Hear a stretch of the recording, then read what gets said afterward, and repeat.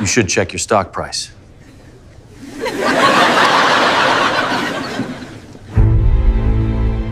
So this happened at my wife's company Christmas party last year, and I'm still processing how it all went down. This is going to be extremely long, but trust me, it's worth every word. Buckle up for the wildest corporate revenge story you've ever heard. I'm going to call myself Jake for this story. My wife Sarah works at TechFlow Industries, this massive tech company in downtown Seattle that basically owns half the city's skyline. For the past 3 years, I'd been playing the unemployed husband role absolutely perfectly, staying home, managing what Sarah thought were our modest investment accounts, basically being the invisible plus one at all her fancy corporate events. Let me paint you a picture of how this whole thing started. Sarah's been climbing the corporate ladder at TechFlow for years, working in their marketing department under this absolute nightmare of a CEO. Meanwhile, I'd been content to stay in the shadows, letting everyone assume I was just some deadbeat husband living off his successful wife's income. The irony was delicious, but I'm getting ahead of myself.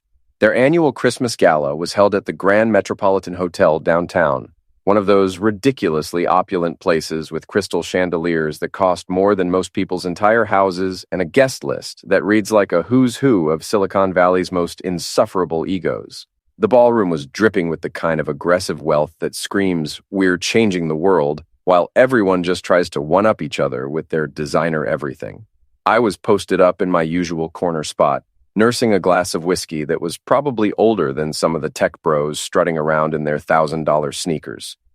The booze was incredible, the kind of top-shelf stuff that costs more per bottle than most people's monthly rent. But I was mainly there to people watch and count down the minutes until I could escape back home to my basement office. That's when Marcus Stone made his grand entrance. And Jesus Christ, this guy was everything you'd expect from a tech CEO stereotype cranked up to 11. If you looked up corporate idiot in the dictionary, Marcus's perfectly whitened smile would be staring back at you. 6'2" of pure concentrated arrogance wrapped in a custom tux that probably cost more than most people's cars. His hair was styled with the kind of precision that screamed, "I have a personal grooming team," and his Patek Philippe watch caught the light like a disco ball every time he made one of his theatrical gestures. When Marcus walked into that ballroom, you could literally feel the energy shift in the room. Everyone suddenly stood a little straighter, laughed a little louder, tried a little harder to catch his attention. It was pathetic, really, watching grown adults turn into middle schoolers desperate for the cool kids' approval. The crowd parted for him like he was some kind of tech royalty, which I guess in Seattle's corporate scene, he basically was. Sarah was absolutely in her element that night, and I have to give her credit.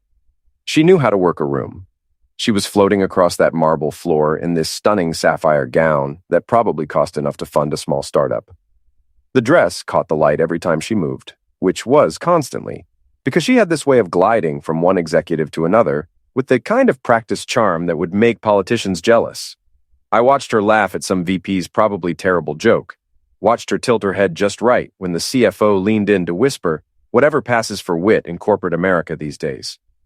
She was genuinely good at this political game, better than I ever was or ever wanted to be. While she was busy being the perfect corporate wife, I was perfectly content to stay in the shadows, observing the whole circus from what felt like the cheap seats. That's when Marcus zeroed in on Sarah like a heat-seeking missile locked onto its target. I should have seen it coming. Really should have recognized the carnivory gleam in his eyes as he changed course and headed straight for her. But I was too busy being entertained by the whole spectacle, too amused by watching everyone else kiss his ring to realize I was about to become part of the show myself. Without so much as a glance in my direction, without any acknowledgement that there might be someone in her life who actually mattered, Marcus swept up to my wife with the kind of confidence that comes from never being told no in his entire privileged life. And then, right there in front of everyone, in front of me, he leaned in and kissed her on the cheek. The audacity was absolutely breathtaking, like I was invisible, like I didn't exist, like I was just some piece of furniture cluttering up his perfectly orchestrated moment. Sarah didn't pull away, didn't even seem surprised, just stood there smiling like this was the most natural thing in the world, which honestly hurt almost as much as what came next. But Marcus wasn't done. Oh no, that would have been too easy, too subtle for his massive ego. He finally turned to look at me, and that's when his face lit up with the kind of cruel amusement that bullies perfect in elementary school and never quite grow out of. The conversations around us had started to die down, people sensing that something dramatic was about to happen, like animals picking up the scent of an approaching storm. "Ah," he said, loud enough for half the ballroom to hear, his voice carrying that particular brand of upper-class condescension that makes you want to punch someone in their perfectly veneered teeth. "The unemployed husband." The words hung in the air like smoke from a cheap cigar, acrid, poisonous, designed to burn. "Living off handouts, I assume," he continued, getting louder and more theatrical with each word. "Spineless, broke, and utterly forgettable." That's when the laughter started. And it wasn't just a few uncomfortable chuckles from the people close enough to hear. This was the real deal. Full-throated laughter that rippled outward like a stone thrown into a perfectly still pond, each wave carrying Marcus's words to new ears and spreading the humiliation like wildfire. Executives doubled over like he'd just delivered the punchline of the century. Their wives covered their mouths to hide their delighted grins. And the younger employees looked like they'd just witnessed the social equivalent of a public execution. And Sarah, God, Sarah was laughing too. Not a polite, uncomfortable laugh that you might excuse as social anxiety or shock.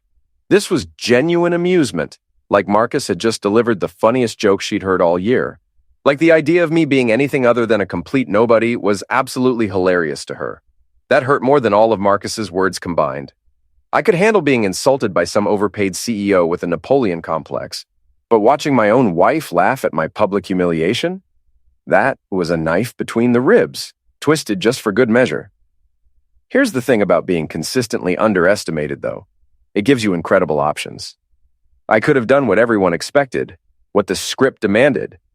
I could have slunk away with my tail between my legs, maybe mumbled some weak comeback that would have only made things worse. I could have played the part of the humiliated nobody husband and given them exactly the show they wanted. Instead, I did something that surprised even me. I walked toward Marcus. Not fast, not angry, not like some wounded animal looking for a fight. Just calm, deliberate steps across that polished marble floor, my whiskey still in hand, my expression as neutral as Switzerland during wartime. The laughter died away gradually as people realized this wasn't going according to their expected script. Marcus's grin actually widened as I approached, probably thinking I was coming over to apologize or maybe even thank him for the honor of insulting me in public. His eyes had that carnivory gleam again, like a cat watching a mouse walk straight into its paws. I stopped just close enough that only he could hear me clearly, close enough that the power dynamics of the moment became crystal clear to everyone watching, close enough that when I spoke, my voice was quiet as a winter morning, but carried the weight of absolute certainty. "You might want to check your stock price," I said simply. It was genuinely beautiful watching Marcus's face change in real time. The confident smirk flickered first, like a light bulb with a loose connection. Then his eyes narrowed as his brain tried to process what he'd just heard, trying to figure out if this was some kind of elaborate joke he wasn't getting. But the color draining from his face told the real story. That was the moment he realized this wasn't a joke at all. That was the moment the entire game changed completely. I turned on my heel and walked straight toward the exit, not bothering to look back at the crowd that was probably still trying to process what the hell had just happened. The conversations around me had died to whispers, like someone had hit the mute button on the entire ballroom. I could feel their eyes boring into my back, could practically hear their brains working overtime, trying to figure out if they'd just witnessed a complete breakdown or the opening move in a much larger game. Behind me, I could hear Marcus's voice getting louder and more desperate, probably calling for security like I was some kind of genuine threat that needed to be removed. Poor fool had absolutely no idea that I could have bought and sold his security team before breakfast without even checking my account balance. Here's what nobody in that room knew, what nobody had even suspected for 3 long years. While everyone thought I was some deadbeat living off my wife's marketing salary, I'd been systematically buying TechFlow Industries one carefully calculated share at a time. Not directly, of course. That would have triggered federal disclosure requirements and raised all sorts of uncomfortable questions. Instead, I'd created an incredibly complex web of shell companies that would have impressed the people who engineered the Panama Papers. Caldwell Holdings, Meridian Capital, Phoenix Acquisitions, Sterling Investment Group, Cascade Ventures, Summit Partners, each one completely legitimate, properly registered in different jurisdictions, and representing just a small piece of a much larger puzzle that only I could see in its entirety. Through these entities, spread across 12 different countries and managed through the most sophisticated legal structures money could buy, I'd quietly accumulated exactly 94.7% ownership of TechFlow Industries. Marcus thought he was the king of his technological castle, but the brutal truth was that he'd been living in my house all along, playing with my toys, completely oblivious to the fact that I could evict him anytime I felt like it. The numbers were absolutely beautiful in their elegant simplicity. Nearly 95% ownership spread across 47 different shell companies, each transaction carefully structured to stay below disclosure thresholds, each purchase timed to avoid market attention.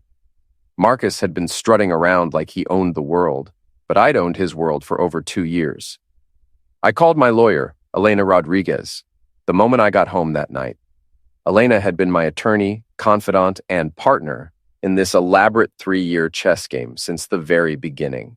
She'd been waiting for this phone call almost as long as I'd been planning to make it, and she picked up on the second ring, because Elena Rodriguez never slept when there was money to be made or power to be seized. "Jake," her voice was crisp and professional, even at nearly midnight on a Friday. "I've been monitoring TechFlow's after-hours trading. Something tells me you didn't call to discuss your evening's entertainment." "We're done waiting," I told her, settling into the leather chair that had been my command center for 3 years of meticulous planning. Marcus just made his final mistake. There was a pause on the other end, the kind of calculated silence that comes when a brilliant legal mind starts running through all the implications of what she's just heard. "How public was the mistake?" she asked, because Elena understood better than anyone that in corporate warfare, perception is often more important than reality. "Ballroom full of TechFlow employees, board members, and half the tech press in Seattle," I explained. "He called me an unemployed nobody living on handouts. Spineless, broke, and utterly forgettable. And my wife laughed along with everyone else." "So this is personal now," Elena said, and I could hear the professional sympathy in her voice that comes from years of dealing with wealthy men whose personal lives had just exploded in public.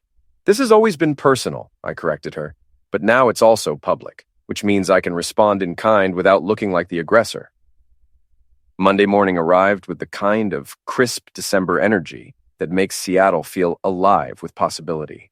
I pulled into TechFlow's executive parking garage at exactly 7:45 a.m., timing that wasn't remotely accidental. Marcus was notorious for arriving at precisely 8 a.m. sharp, which gave me just enough time to set the stage for what was about to become the most expensive 15 minutes of his entire career. Elena was already waiting in the lobby with her team of auditors from Deloitte, who looked like they'd stepped out of a fever dream about financial accountability. Each one carried briefcases that probably contained enough paperwork to bury Marcus's entire executive team under an avalanche of legal documentation.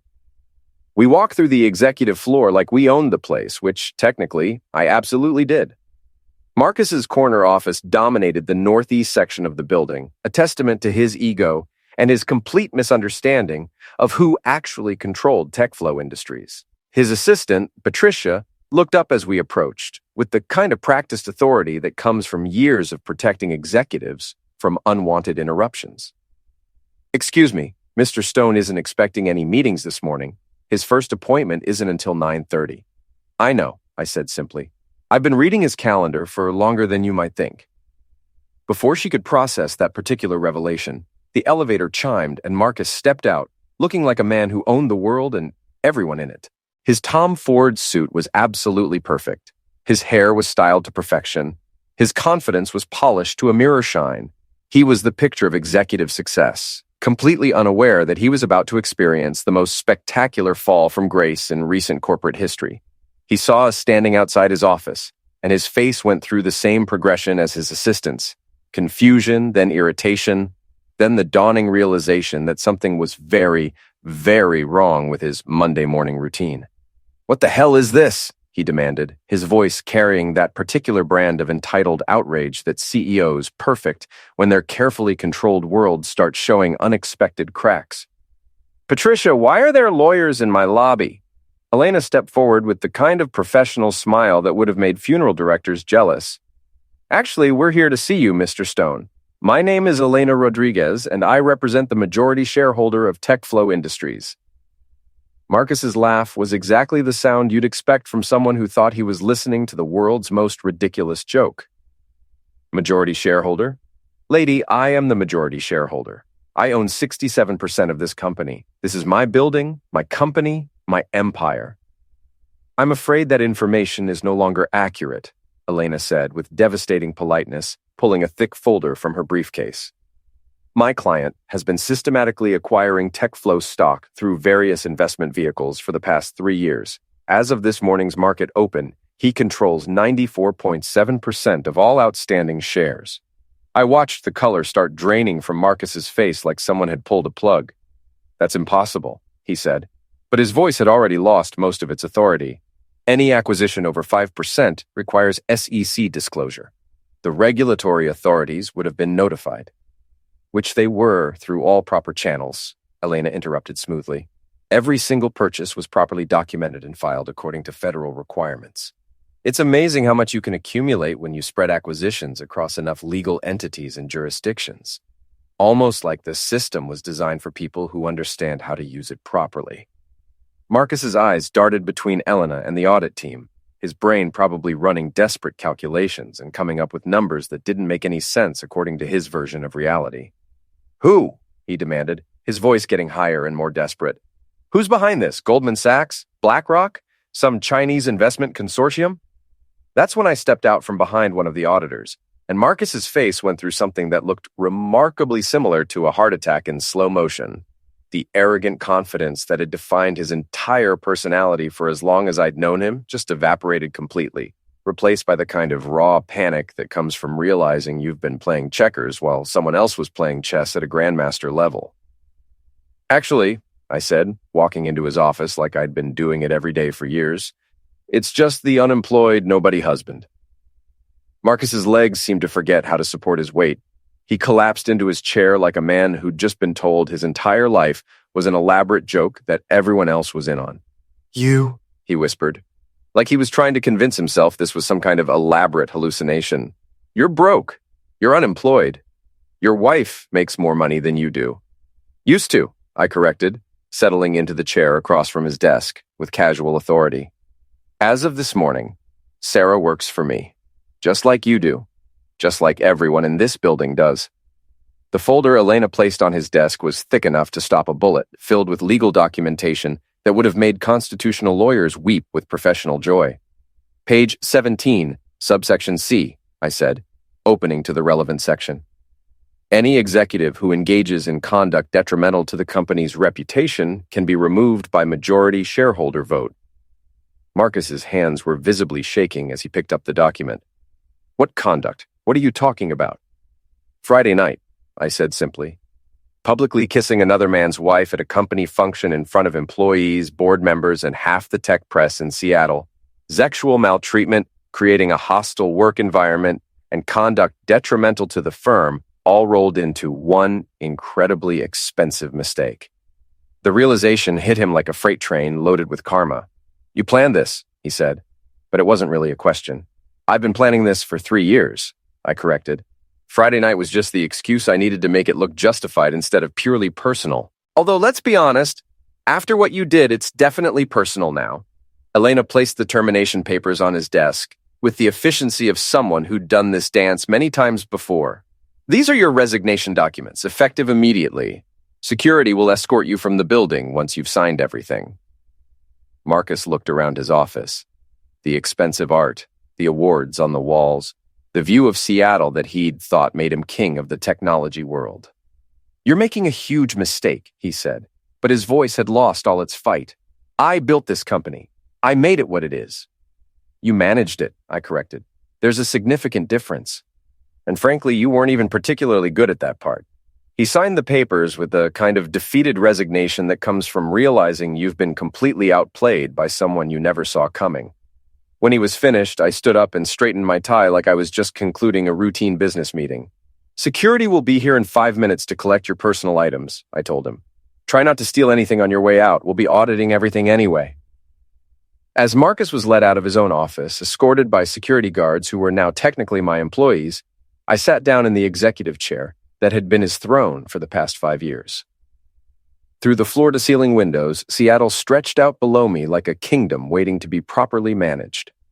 Sarah found out about her husband's corporate takeover the same way as everyone else, through the company-wide email that went out at 10:15 a.m. announcing the change in ownership and leadership structure. She confronted me that evening, pacing our living room in her burgundy work suit like a caged panther who just discovered the cage door had been unlocked the entire time. "You fired my boss!" she exploded the moment I walked through our front door. "Do you have any idea what this does to me? What this does to my career? What this does to my reputation? Everyone at work is talking about security footage of Marcus being walked out like some kind of white-collar criminal." I hung up my coat and took my time loosening my tie, letting her get it all out of her system. There's a certain art to handling an angry spouse, and step one is always letting them vent completely before you start pointing out all the ways their anger is misdirected. "The worst part," she continued, her voice rising with each word, "is that I had to find out from the company-wide email, from a goddamn internal memo, Jake. My own husband stages the corporate equivalent of a military coup, and I learn about it the same way as some random intern in accounting." That's when I finally told her absolutely everything. About selling my first startup to Amazon for $2.1 billion 6 months before we got married. About the Unemployed Husband Act being perfect cover while I managed a portfolio worth over $800 million. About the Riverside Foundation that I'd been running from our basement for 3 years, helping kids from underserved communities get into technology careers. The color drained from her face so fast I was genuinely worried she might faint. $800 million, she whispered, grabbing the back of our armchair for support. "That's just the liquid assets," I clarified. "The real estate holdings, investment properties, and various business interests push the total closer to $1.2 billion, but who's really counting at that point?" Sarah sat down hard like her legs had suddenly forgotten their primary function. "That's impossible. We live in a middle-class house. We drive normal cars. We shop at Target sometimes, for Christ's sake." "Because that's exactly what you wanted," I said. "You wanted to live like normal people. You wanted to blend in with your marketing friends and their mortgage payments and their 2-week vacations in Florida. So I gave you that life, but the money was always there." Our marriage nearly ended that night. We spent the next several months living like polite strangers who happened to share a mortgage, communicating through text messages and post-it notes like divorced people working out custody arrangements. But something interesting started happening at TechFlow. I promoted Lisa Chen, the head of engineering who Marcus had kept buried in the technical department because she was significantly smarter than him and he knew it. Lisa was the kind of brilliant that made you feel inadequate just standing next to her. MIT graduate, Stanford MBA, and a mind that could solve problems Marcus couldn't even identify. Under Lisa's leadership, TechFlow transformed completely. The atmosphere of fear and backstabbing that had defined Marcus's reign disappeared almost overnight. Revenue jumped 23% in the first quarter alone. Employee satisfaction scores went through the roof, and we started getting unsolicited resumes from engineers at Google and Microsoft who'd heard about our transformation. Sarah got promoted to marketing director based purely on performance metrics. She'd redesigned our entire marketing strategy, cutting costs by 30% while increasing engagement across all platforms. When technology journalists asked me about nepotism, I pointed to results that spoke for themselves. But the real change happened when Sarah started volunteering at the Riverside Foundation. I watched her work with teenagers from neighborhoods where guidance counselors steered promising students toward community college because nobody expected them to aim higher. She wasn't the shallow corporate climber I'd thought she'd become. She was someone who'd lost her way and needed to remember what actually mattered. We started hosting weekend coding sessions in our backyard. Sarah began negotiating corporate partnerships with major technology companies, creating internship pipelines that gave foundation students real pathways into careers they'd never imagined possible.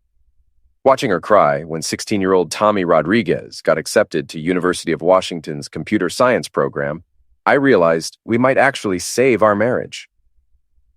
The woman who'd once measured success by the square footage of her office was now spending evenings on conference calls with Apple, Google, and Microsoft executives, convincing them that investing in underserved communities would give them competitive advantages that lasted for decades. 6 months later, we were sharing a bed again. A year later, TechFlow had become the kind of company that people fought to work for. The foundation had placed over 2,000 kids in college programs with full scholarships, and Sarah was running corporate partnerships that were literally changing lives across 3 states. Marcus Stone ended up working middle management at a struggling startup that's been trying to get Series A funding for 2 years. Turns out when you publicly humiliate the wrong person at a corporate party, karma comes with compound interest and a very long memory. The best part of this entire story? Sarah and I learned we'd both been pretending to be people we weren't for completely different reasons. She thought she'd married beneath her social station and was embarrassed by her unemployed husband. I thought I needed to hide my success to find someone who'd love me for who I was rather than what I was worth. Nearly losing everything taught us that mutual respect matters infinitely more than assumptions, and that sometimes the quietest person in the corner isn't just observing the game. They might own the entire board. Last month, TechFlow announced its 4th consecutive quarter of record growth. The Riverside Foundation now operates in 12 states and has a waiting list of over 3,000 students. And my wife and I are planning to renew our wedding vows next year, because sometimes you have to completely destroy something before you can build it back better than it ever was.